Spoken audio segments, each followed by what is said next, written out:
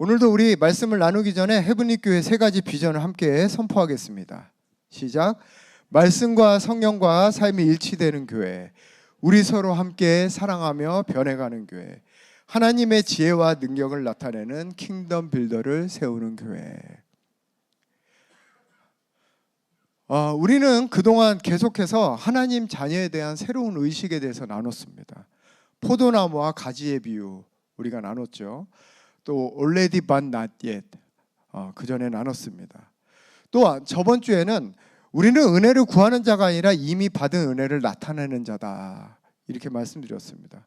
우리는 그동안 다양한 각도에서 우리 안에 남아있는 죄인의식, 잘못된 신앙관을 회개하고 하나님 자녀의 의식으로 바꾸는 시간을 가졌던 것입니다. 여러분, 계속 말씀드리지만 하나님은 이미 우리에게 다 주셨습니다. 다 주셨습니다. 모든 말씀은 이루어졌어요. 예수님께서 다 이루었다고 말씀하셨습니다. 그리고 그 이루어진 말씀이 지금 우리 영 안에 있는 것입니다. 우리는 우리의 노력과 상관없이 포도나무에 붙어 있으면, 그 포도나무로부터 오는 양분을 받는다면 열매를 맺게 되어 있는 것입니다. 우리는 already, 즉 이미 다 가진 자예요. 하나님이 지극히 풍성한 은혜를 이미 누리고 있고 세상에 나타내는 삶을 살고 있는 자인 것입니다. 이것이 요 몇 주간에 제가 나눴던 말씀의 핵심입니다. 이 사고방식으로 살면 우리의 삶의 모든 것이 변하는 것입니다. 우리의 생각도 변하고, 우리의 태도도 변하고, 우리의 신앙생활도 변하고, 우리의 마음가짐도 변하고, 우리의 기도도 바뀌는 것입니다. 자, 오늘은 그럼에도 불구하고 하나님의 생명의 흐름을 막고 있는 것에 대해서 나누기를 원합니다. 예를 들어서 우리가 가지이고 포도나무이신 예수님께 붙어 있는데, 만약 그럼에도 불구하고 열매를 맺지 못한다면 그 이유가 무엇일까? 여러분, 가지가 열매를 맺지 못하면 그 이유가 뭘까요? 그 포도나무로부터 오는 그 물과 양분이 지나가는 그 통로가 막혀 있기 때문이에요. 그 통로가, 거기에 찌꺼기가 끼어 있기 때문입니다. 그럼 그 찌꺼기가 무엇인가? 바로 용서하지 못하는 마음과 잘못된 회개인 것입니다. 여러분, 사실 우리 모두가 다 용서와 회개를 하고 있습니다. 또 해야 된다는 것도 알고 있어요. 그런데 문제는 무엇인가? 하나님 나라 관점에서의 용서와 회개가 아니라 인간의 관점에서의 용서와 회개를 하고 있다는 거예요. 왜냐하면 세상 안에도 용서와 회개는 있거든요. 그러나 하나님의 말씀하시는 용서와 회개는 세상이 말하는 것과는 다른 것입니다. 여러분, 왜 그럴까요? 용서와 회개는 세상이 말하는 것처럼 더 이상 감정의 문제가 아니기 때문입니다. 이것은 영적인 문제요, 죄의 문제이기 때문입니다. 오늘 말씀을 통하여 여러분 안에 하나님의 용서, 하나님의 회개가 일어나시기를 축원합니다. 이것이 될 때에 제가 요 몇 주간 말씀드린 하늘에 속한 모든 신령한 복을 누리는 삶을 살게 될 줄 믿습니다. 삶에서 실제로 열매가 나타나게 될 것입니다. 여러분, 그럼 먼저 우리가 용서에 대해서 같이 나누기를 원합니다. 하나님 관점에서의 용서는 무엇인가? 우리가 이 시간 말씀을 나누기 전에 이 시간 잠깐 여러분 눈을 감아 보시고 지금 한번 하나님 주시는 음성을 한번 들어보십시오. 하나님께서 여러분 마음에 말씀하실 겁니다. 내가 지금 어떠한 사람을 용서하지 못하고 있는지, 아니면 진짜 마음에 껄끄러운 사람이 있는지 각자 한번 생각해 보시기 바랍니다. 자, 이 시간에 눈을 뜨시고, 어떤 사람은 생각나는 사람도 있었을 겁니다. 그러나 어떤 사람들은 나는 그런 사람 없는데 이렇게 생각하는 사람도 있을 거예요. 여러분, 사실 그런 사람 없는데라고 얘기하는 그 사람이 더 문제일 수 있습니다. 더 문제일 수 있어요. 왠지 아세요? 너무 깊이 묻어놔가지고 자기조차도 인식이 안 되는 거예요. 인식이 안 되는 거예요. 그럼에도 그럼 묻어놓으면 없어지는가? 삶에는 계속 영향을 미치고 있습니다. 그게 문제인 거예요. 여러분, 대부분 우리가 용서하지 못하는 이유가 뭡니까? 상대방이 먼저 원인을 제공했기 때문입니다. 아무리 생각해봐도 우리 그래 딱 잘라서 생각해보자. 아무리 생각해봐도 그 사람이 80, 내가 20이에요. 진짜 내가 잘못했다, 많이 잘못했다 쳐도 여러분 맞습니다. 맞아요. 정말 상대방 잘못이에요. 그렇기 때문에 용서하지 못하는 겁니다. 어떻게 보면 그렇기 때문에 자신 안에서 어떻게 보면 합법적으로 그 사람을 용서하지 않는 거예요. 합법적으로 내가 그 사람을 용서하지 못하는 마음을 갖는 게 당연하다고 생각하는 겁니다. 그 사람이 나에게 너무나 잘못했기 때문에. 그러나 문제는 무엇인가? 자신이 그 사람을 용서하지 않는다면 그 용서하지 못하는 그 마음의 원한과 증오는 어디 있는 거예요? 내 마음에 있는 겁니까? 아니면 그 사람 마음에 있는 겁니까? 그 사람 마음에 없어. 그 사람 발 뻗고 잠만 잘 잡니다. 내 마음에 있는 거예요. 그 독은 내 안에 있는 거예요. 내 안에. 그렇다면 그 원한과 증오는 나를 죽이고 있는 겁니다. 지금 여러분, 장로님이 재밌는 비유를 하나 하셨는데요. 여러분, 독사한테 물리면 독사 잡으러 가야 됩니까? 독부터 빼야 됩니까? 근데 우리는 독사 잡으러 간다는 거예요. 독사한테 물렸는데도 불구하고. 그게 우리가 지금 하고 있는 용서입니다. 용서하지 못하는 마음이에요. 여러분, 만약에 여러분이 용서하지 못하는 마음이 있다면 어떤 일들이 여러분 삶 가운데 일어나는가? 첫 번째, 영적으로 볼 때는 사단이 합법적으로 우리 마음에 들락날락할 수 있는 문을 활짝 열어주는 거예요.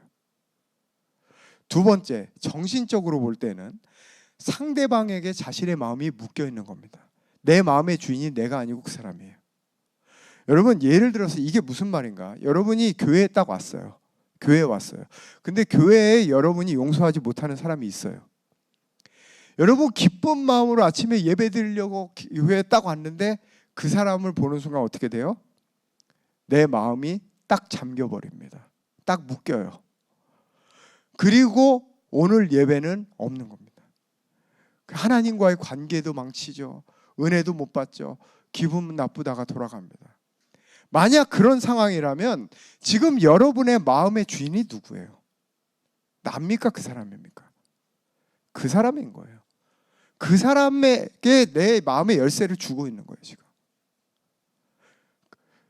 세 번째, 신체적으로 볼 때 자신의 몸에 독을 퍼뜨리고 있는 것입니다. 그 부정적인 스트레스 에너지가 여러분 몸에 질병을 일으켜요. 여러분, 이거는요, 우리가 여기 HTM 사역자들 많이 계십니다. 치유 사역을 하다 보면 너무나 많이 볼 수 있어요. 거의 진짜 몇 %라고 할까요? 진짜 그 짧은 시간에 깊은 것을 다 못 물어봐서 그렇지 진짜 80% 이상이라고 볼 수 있을 것 같아요. 진짜로. 용서하지 못하는 마음, 그 원한과 증오가 내 몸에 질병을 일으킵니다. 한마디로 정리하면 그것은 나를 죽이는 거예요. 나를. 여러분, 그것보다 가장 큰 손해, 여지까지 나눴던 것보다 더 큰 손해는 뭔지 아세요? 제가 봤을 땐 이게 제일 억울해. 우리는 이 땅에서 예수님이 이미 이루신 모든 생명의 공급을 받아 영육간의 풍성한 삶을 사는 자들이에요. 범사에 잘 되고 강건한 축복이 이미 우리 삶에서 넘쳐나야 돼요. 그런데 내가 용서하지 않으면 그거 하나도 누리지 못하고 그 관이 막힘으로 열매를 맺지 못한다는 거예요. 헛된 인생을 살게 된다는 겁니다. 이게 제일 억울한 겁니다. 이게 어떻게 보면. 자, 그럼 왜 용서하지 않으면 이렇게 모든 생명의 통로가 다 막혀버릴까? 그 이유는 내가 저 사람 용서하지 않는다 이렇게 얘기할 때 그 내가 누구냐는 거예요. 그 내가 누굽니까? 그리스도 안에 있는 나입니까? 거짓자입니까? 거짓자이기 때문입니다. 한마디로 내가 용서하지 않는다? 나 거짓자로 살고 있다. 이 똑같은 얘기입니다. 왜? 여러분, 그리스도 안에 있는 나, 참 자아는 하나님의 온전한 사랑 가운데 있는 거예요. 우리는 하나님으로부터 온전한 용납하심과 그 용서와 사랑 가운데를 날마다 경험하면서 살고 있습니다. 그것이 우리의 참 자아예요. 그런데 우리가 용서하지 못한다는 것은 하나님의 사랑과 용납하심 가운데서 벗어나서 거짓자로 살고 있다는 증거입니다. 여러분, 거짓자는 어떤 경우에도 하나님의 사랑, 하나님이 주시는 축복과 유산을 누리지 못합니다. 여러분, 이것은 아브라함의 아들 이삭 맞죠? 갑자기 생각 안 나. 이스마엘이 아무리 뛰어나도 이삭이 유업을 받는 것과 똑같은 것입니다. 하나님으로부터 태어난 참 자아만이 하나님으로부터 오는 모든 생명을 공급받을 수 있어요. 여러분, 1만 달란트 빚진 자의 비유를 보면 우리가 이것을 잘 알 수 있습니다. 어떤 종이 한 왕한테 1만 달란트, 지금으로 따지면 천문학적인 금액입니다. 그 빚을 지었어요. 그런데 종이 갚을 수 없게 되자 왕이 뭐라고 했느냐? 네 가족 팔아라, 이렇게 얘기했어요. 너와 네 가족을 다 팔아라, 그렇게 명령했습니다. 그래서 종이 무릎 꿇고 용서를 간곡하게 구했습니다. 그런데 왕이 정말 그 긍휼하심에 기인하여서 이 사람을 불쌍히 여겨서 모든 빚을 탕감해 줬어요. 여러분, 여기서 모든 빚을 다 탕감해 줬다, 이것이 무엇을 의미하는가? 우리가 새로운 존재가 되었다는 것과 똑같은 겁니다. 우리가 그리스도 안에 있는 새로운 존재로, 새로운 피조물이 되었다는 거예요. 여러분, 일평생 감옥에서 죽을 수밖에 없었던 사람이 새로운 삶을 얻게 된 거잖아요. 다른 새로운 삶을 살아가게 된 기회를 얻게 된 거잖아요. 우리로 말하면 죄로 인해서 죽을 수밖에 없었던 우리가 하나님의 용서와 사랑으로 새로운 삶을 살게 된 것과 똑같은 것입니다. 그런데 이 종이 살아가면서 자신이 받은 용서는 생각도 안 하고 과거에 자기에게 100데나리온, 아주 작은 금액입니다. 그 100데나리온을 빚진 동료를 만나서 그 목을 잡고 빚을 갚으라고 했어요. 그 동료가 용서를 구했지만 용서해 주지 않았습니다. 그리고 감옥에 가두었습니다. 여러분, 만약에 이 사람이 왕의 용서 때문에 자신이 새로운 삶을 얻었다는 것을 기억하고 날마다 그 용서에 감사하는 삶을 살았다면 자기 동료에게 이렇게 했을까요? 자기의 동료에게. 지금 이 사람은 왕의 용서로 말미암아 주어진 새로운 삶을 사는 자가 아닌 것입니다. 결국 이 사람은 어떻게 되었는가? 이 모든 사실을 알게 된 왕이 이렇게 말했어요. 우리 마태복음 18장 33절을 같이 한번 읽어보겠습니다. 시작. 내가 너를 불쌍히 여김과 같이 너도 내 동료를 불쌍히 여김이 마땅하지 아니하냐. 그리고 그를 다시 옥에 가두었습니다. 이게 무슨 말이에요? 네가 받은 용서 취소야, 이 말입니다. 취소야. 네가 다른 사람 용서하지 않아? 그러면 네가 받은 용서도 취소야. 여러분, 이것을 우리가 어떻게 알 수 있을까요? 어떻게 할 수 있을까요? 우리가 용서받았고 새로운 삶을 얻었는데도 우리가 용서하지 않는다면 그 용서가 취소된다는 것, 우리가 성경을 보면 알 수 있습니다. 우리 마태복음 6장 14절부터 15절까지 같이 한번 읽어보겠습니다. 시작. 너희가 사람의 잘못을 용서하면 너희 하늘 아버지께서도 너희 잘못을 용서하려니와 너희가 사람의 잘못을 용서하지 아니하면 너희 아버지께서도 너희 잘못을 용서하지 아니하시리라. 여러분, 이거 지금 하나님 말씀입니다. 하나님 말씀이에요. 그러나 이 말씀은 너희가 먼저 용서하면 내가 너희를 용서해 줄게, 이런 조건적인 말씀은 아니에요. 아닙니다. 이 말씀은 지금 너희가 다른 사람을 용서하는지 못하는지를 통하여서 네가 하나님 아버지 용서 안에 있는지 없는지를 스스로 깨달아라, 바로 이 말인 것입니다. 즉, 너희가 거짓자로 사는가 아니면 새로운 피조물로 살고 있는가, 바로 네가 용서하는지 안 하는지를 보면 알 수 있다는 거예요. 그러니 네 자신을 한번 돌아봐라, 이 말씀인 것입니다. 여러분, 주기도문에서도 똑같은 말씀이 나와요. 마태복음 6장 12절에 우리가 우리에게 죄 지은 자를 사하여 준 것 같이 우리의 죄를 사하여 주옵시고. 여러분 이 말씀도 똑같습니다. 우리가 먼저 죄 지은 죄를 사해주면 그 조건으로 우리의 죄를 사해주겠다는 말이 아닙니다. 우리가 다른 사람을 용서한다는 것은 우리가 하나님 용서 안에 거한다는 것이고 새로운 피조물로 살아가고 있음을 의미한다는 거예요. 바로 이게 하나님 용서인 것입니다. 여러분 그럼 조금 구체적으로 얘기해서 우리가 어떻게 용서를 해야 되는가? 이렇게 억울한데 저 사람이 이렇게 나한테 잘못했는데. 여러분 용서한다는 것은 그 사람을 봐주거나 억지로 이해하려고 노력하는 게 아니에요. 지금 자신이 판단하는 그 사람에 대한 그 판단을 주님께 맡기는 겁니다. 주님께 맡기는 겁니다. 그리고 자신은 그 거짓자에서 벗어나서 지금 이 순간 하나님의 생명에 거하기를 선택하는 겁니다. 그게 바로 용서예요. 왜? 말씀드린 것처럼 이것은 죄의 문제이기 때문입니다. 용서는 관계의 문제가 아니에요. 감정의 문제가 아닙니다. 하나님과의 관계의 문제이고 죄의 문제인 것입니다. 그래서 첫 번째로 말씀드린 것처럼 여러분의 억울한 마음, 분한 마음 하나님께 드리십시오. 하나님께 드리십시오. 그 모든 판단을 하나님께 드리십시오. 주님께서는 내 원통함과 내 억울함, 내 피해를 대신해서 다 받으셨습니다. 또한 지금도 우리의 연약함을 담당하시고 짊어지시기 위해서 우리 안에 계십니다. 우리가 용서가 어려운 이유는 그것을 감정의 문제로 보기 때문입니다. 용서하지 않는 마음이 여러분의 죄라고 생각하지 않기 때문에 우리가 용서하지 않는 거예요. 두 번째, 이것이 그 사람의 문제가 아닌 하나님과의 문제, 죄의 문제임을 깨닫고 여러분의 입술로 하나님 앞에서 그 사람을 용서한다고 선포하십시오. 선포하십시오. 고백하십시오. 그때에 왜냐하면 그 하나님과의 관계가 먼저 풀어져야지만 그 사람 용서할 수 있어요.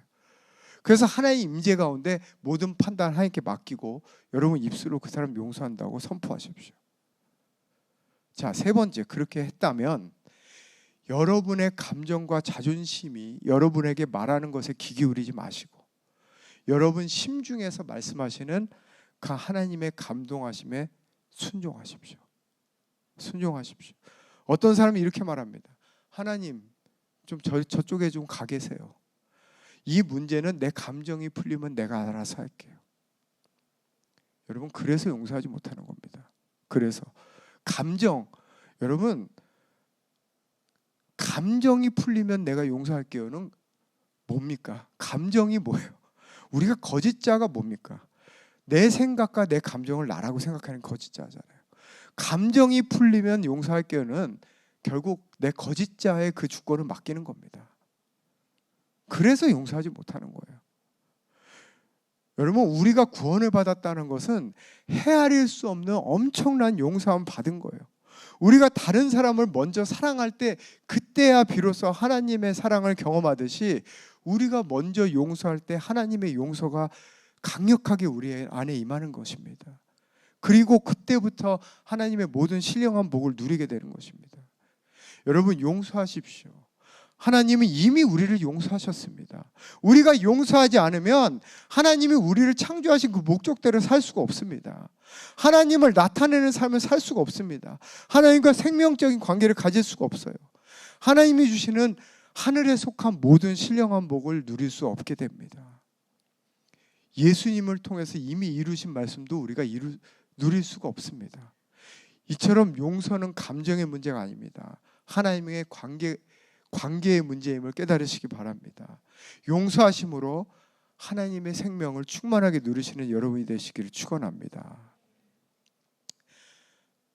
두 번째, 우리가 회개에 대해서 좀 알아보기 원합니다. 회개는 자책하는 것이 아닙니다. 자기를 탓하거나 괴로워하는 시간도 아닙니다. 또한 스스로 정죄함으로 자기에게 벌을 내리는 시간도 아닙니다. 우리가 회개에 대해서 이런 시각을 가지고 있기 때문에 예를 들어서 제가 설교 끝에 우리 이 시간 다 같이 회개합시다 이렇게 얘기하면 뭘 회개해야 되지? 이렇게 생각하는 사람 많아요. 나는 특별하게 잘못하는 것이 없는데 이렇게 생각하는 사람 많습니다. 여러분, 회개는 헬라어로 메타노이아라고 합니다. 근데 메타노이아라고 할 때 그 메타는 어떤 뜻이냐면 이후에 또는 이후의 변화 이런 뜻이에요. 그 다음 노이아는 뭐냐, 어디서 온 것인가? 여러분, 헬라어 누스라는 단어 아십니까? 우리의 생각과 인식을 말하는 겁니다. 그 누스에서 온 단어예요. 그러니까 메타노이아라는 것은 우리의 마음과 생각과 인식의 구조, 그 인식을, 우리의 마음과 생각을 방향을 바꾼다. 바로 이런 뜻이에요. 내가 잘못했던 생각했던 것 방향을 바꾸어서 하나님 뜻에 맞추어 다시 생각한다. 이런 뜻입니다. 그럼 왜 우리가 그동안 회개에 대해서 잘못된 인식을 가지고 있었는가? 그 근본적인 이유는 우리가 회개할 때 우리가 깨끗해진다고 생각하는 거예요, 여러분. 우리가 대부분 그렇게 생각해요. 내가 회개함으로써 내가 온전해지고 내가 깨끗해진다는 인식을 갖고 있는 겁니다. 여러분, 이것은 완전히 잘못된 인식입니다. 제가 몇 주 전에도 설교했지만 목욕한 자는 발만 씻으면 되는 거예요. 그렇다면 우리가 목욕한 자라는 얘기잖아요. 그럼 목욕했다는 게 무슨 말입니까? 이미 깨끗해진 자라는 거예요. 우리는 이미 온전하고 깨끗해진 자입니다. 더 이상 우리는 깨끗해지고 온전해지기 위해서 회개하는 것이 아니라는 거예요. 이것을 아시기를 축원합니다. 요한일서 3장 9절에 보면 이렇게 말씀하세요. 하나님께로부터 난 자마다 죄를 짓지 아니하나니 이는 하나님의 씨가 그의 속에 거함이요 그도 범죄하지 못하는 것은 하나님께로부터 났습니다. 여러분, 우리는 죄를 지을 수 없는 자입니다. 기본적으로, 원칙적으로는 그래요. 하나님으로부터 난 자가 어떻게 죄를 짓습니까? 우리의 존재는 하나님께로부터 나서 그리스도 안에 거하는 것입니다. 여러분이 온전하고 깨끗한 하나님의 자녀가 되기 위해서 회개하지 않기를 축원합니다. 여러분, 이미 그 자녀가 된 것입니다. 그럼에도 불구하고 우리의 혼과 몸은 여전히 세상에 묶여 있어요. 따라서 우리는 언제든지 구습에 의해서, 여러분, 우리의 구습이 뭡니까? 그게 거짓자잖아요. 그 구습에 의해서 죄를 짓게 되는 것입니다. 또한 악한 영의 시험에 의해서 죄를 지을 수도 있는 것입니다. 그래서 아까 요한일서 3장 9절을 봤는데 같은 책인 요한일서 1장 8절 9절에 이렇게 말씀하세요. 우리 같이 한번 읽어보겠습니다. 시작. 만일 우리가 죄가 없다고 말하면 스스로 속이고 또 진리가 우리 속에 있지 아니할 것이요 만일 우리가 우리의 죄를 자백하면 그는 미쁘시고 의로우사 우리의 죄를 사하시며 우리를 모든 불의에서 깨끗하게 하실 것이요. 여러분, 어떻게 같은 요한일서인데 한 번은 너희는 죄를 지을 수 없는 존재다 이렇게 말하다가 한 번은 너희가 죄 없다 말하면 스스로 속이는 것이다. 어떻게 이렇게 말할 수 있을까요? 여러분, 하나님 나라 복음을 아는 우리는 이것을 이해할 수 있죠. 영혼 몸의 관점에서 봤을 때 이 말씀 둘 다 맞는 것입니다. 맞는 것입니다. 여러분, 우리가 잘못된 회개와 하나님이 원하시는 회개를 비교해서 말씀하시는 대표적인 본문이 있습니다. 그 본문이 어디인가? 누가복음 15장에 나오는 돌아온 탕자 이야기예요. 돌아온 탕자 이야기. 여러분, 여기에 보면 거짓자로 잘못된 회개하는 것과 하나님이 원하시는 진짜 회개가 비교돼서 나옵니다. 우리 이 시간에 누가복음 15장 17절부터 24절까지 같이 보기 원합니다.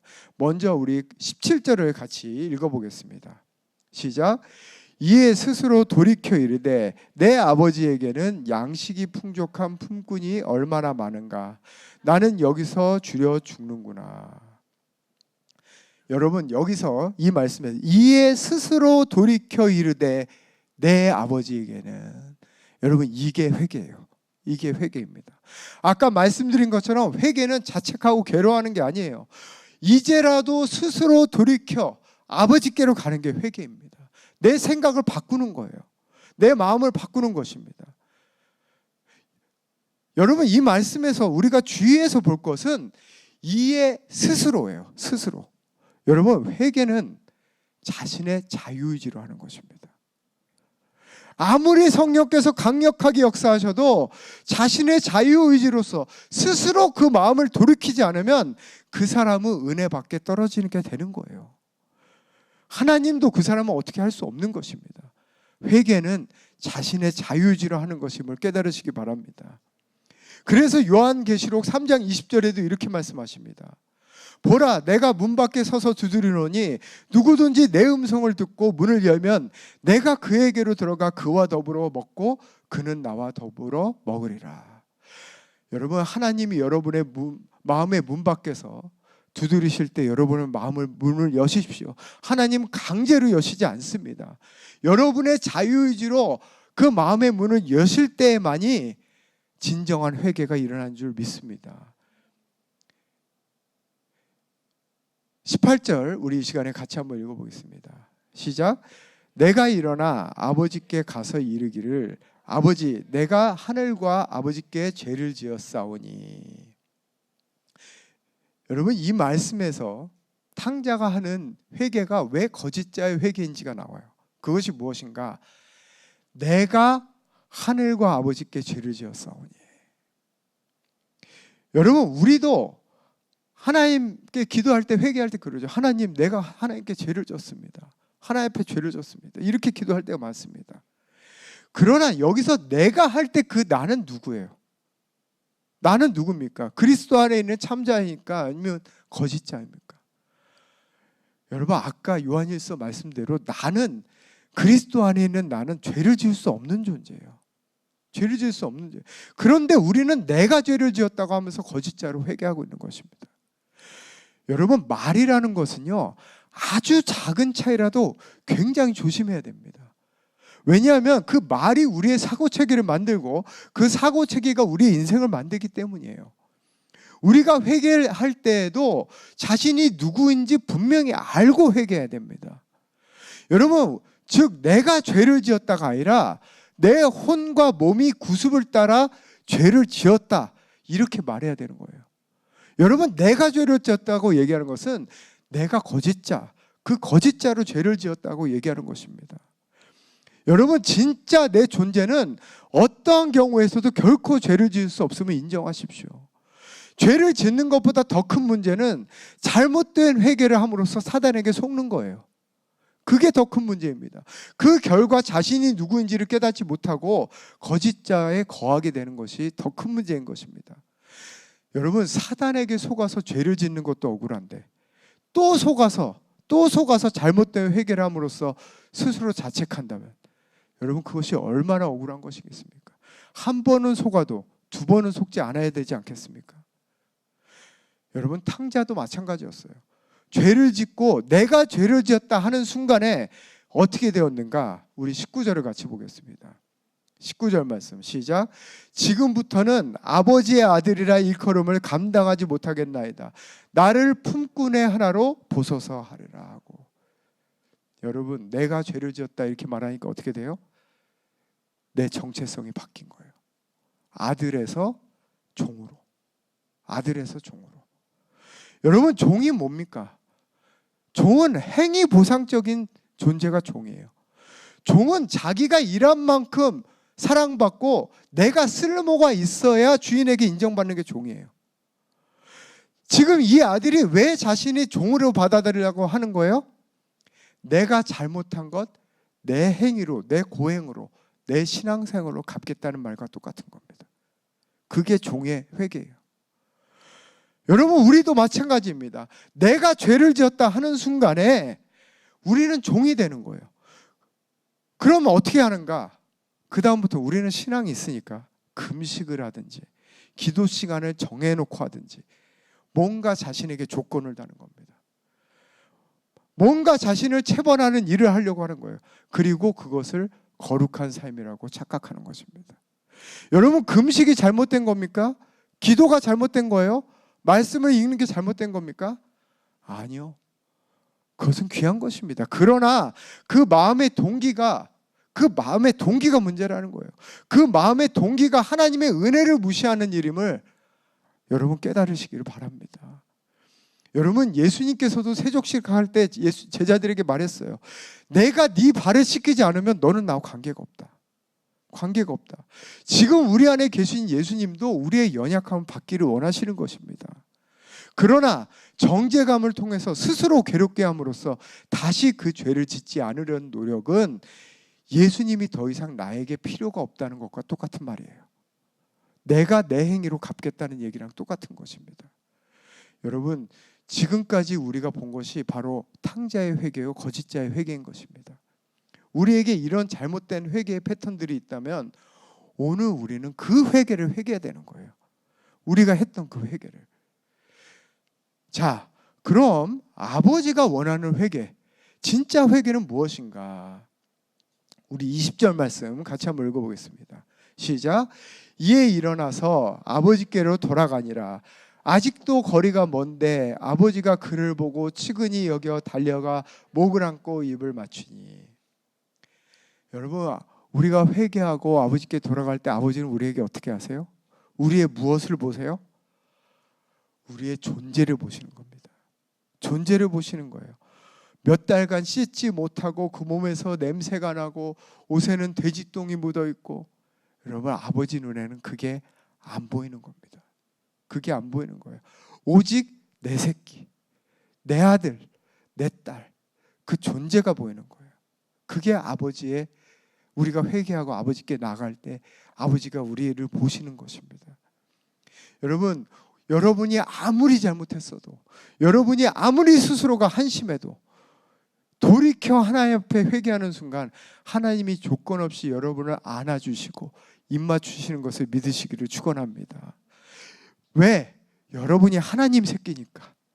여러분이 하나님의 아들, 하나님의 딸이기 때문이에요. 우리 21절 말씀 같이 한번 읽어보겠습니다. 시작. 아들이 이르되 아버지, 내가 하늘과 아버지께 죄를 지었사오니 지금부터는 아버지의 아들이라 일컬음을 감당하지 못해. 이거 연습한 멘트잖아요. 그 전에 내가 아빠한테 가면 이거를 해야겠다, 한 대 맞기 전에 이 얘기부터 해야겠다, 계속 연습했던 거잖아요. 여러분, 아버지가 그렇게 안아주고 입 맞추는데도 지금 탕자는 그 사랑을 느껴요? 못 느껴요? 못 느낍니다. 왜? 자신이 자신의 정체성을 정해놨거든요. 거짓자로. 여러분, 우리가 회개할 때에 하나님의 사랑과 용서가 느껴지지 않는 것은 아버지의 문제가 아니에요. 내가 내 정체성을 정해놨기 때문입니다. 자신을 하나님, 사랑받는 하나님의 자녀라고 믿지 않는데, 그럼에도 불구하고 하나님은 나를 사랑하셔, 그럼에도 불구하고 나는 하나님의 자녀야, 이렇게 믿지 않는데 어떻게 하나님의 사랑을 체험하겠습니까? 여러분, 기억하십시오. 우리의 행위와 우리의 죄는 어떠한 경우에도 우리의 정체성을 바꿀 수 없습니다. 여러분, 우리가 죄를 지어도 우리는 하나님의 아들, 하나님의 딸인 줄 믿으시기 바랍니다. 오히려 우리는 회개할 때마다, 그때마다 하나님의 사랑과 용서를 체험해야 되는 거예요. 하나님과 멀리 떨어져 있다가도 회개하며 나갈 때는 그 순간만큼 하나님의 사랑을 체험해야 되는 것입니다. 우리 22절 같이 한번 읽어보겠습니다. 시작.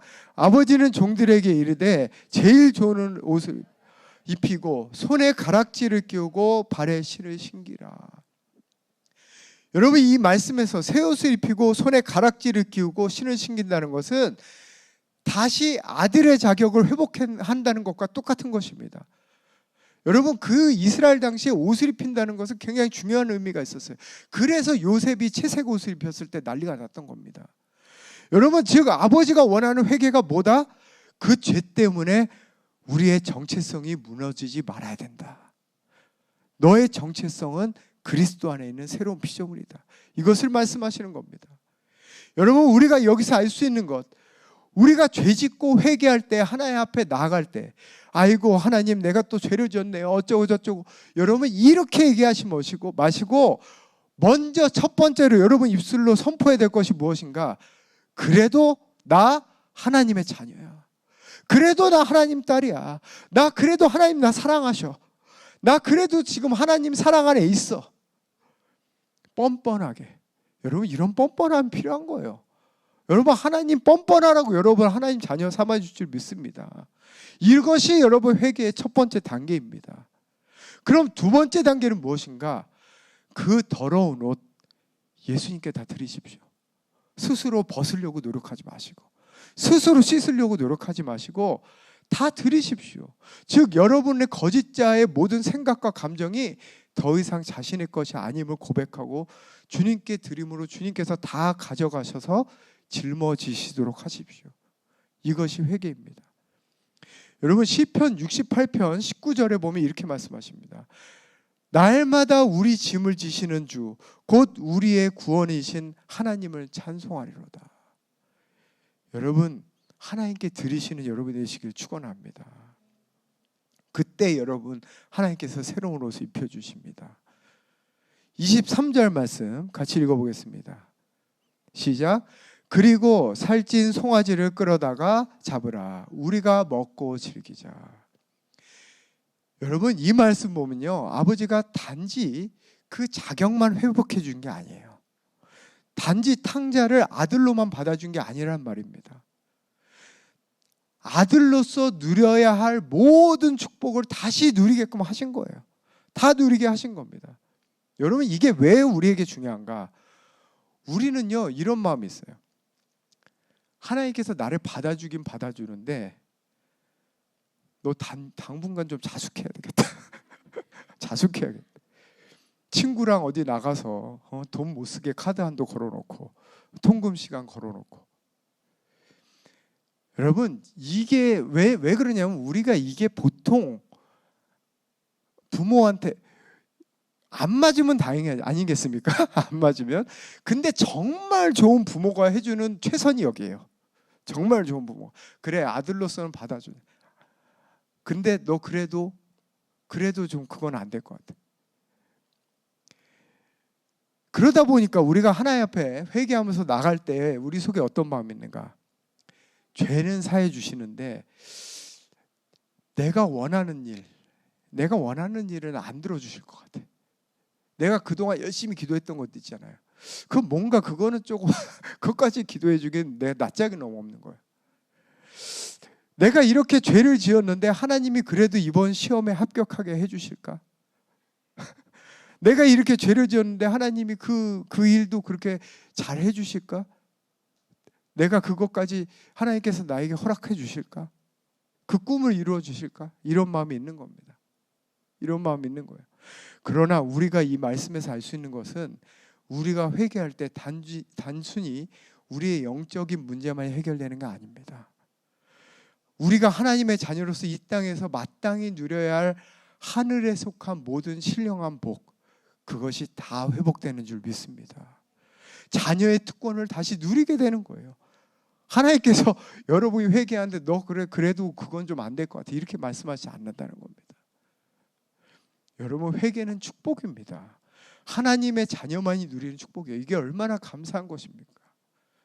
여러분 죄를 짓고 회개할 때 여러분 안에서 올라오는 그 생각과 감정을 따르지 마시고 하나님의 말씀하시는 진정한 회개가 무엇인지 깨닫고 여러분의 회개를 바꾸시길 축원합니다. 우리 안에는 너무나 잘못된 회개가 이미 고착화되어 있어요. 왜냐하면요, 첫 번째 이유가 아까도 말씀드렸지만 세상에선 그런 어떤 우리가 회개할 때 우리가 잘못했다고 얘기했을 때 그런 용납과 사랑을 받아본 경험이 없기 때문이에요. 두 번째, 그동안 우리가 회개할 때 그 느낌을 가지고 계속 반복적으로 회개한 거예요. 그 느낌을 가지고 하나님은 이럴 것이야. 그 느낌을 가지고 그러니까 그게 강화돼서 굉장히 고착화되어 있어요. 그러니까 그것이 결국은 잘못된 회개를 우리가 계속하게 되는 이유입니다.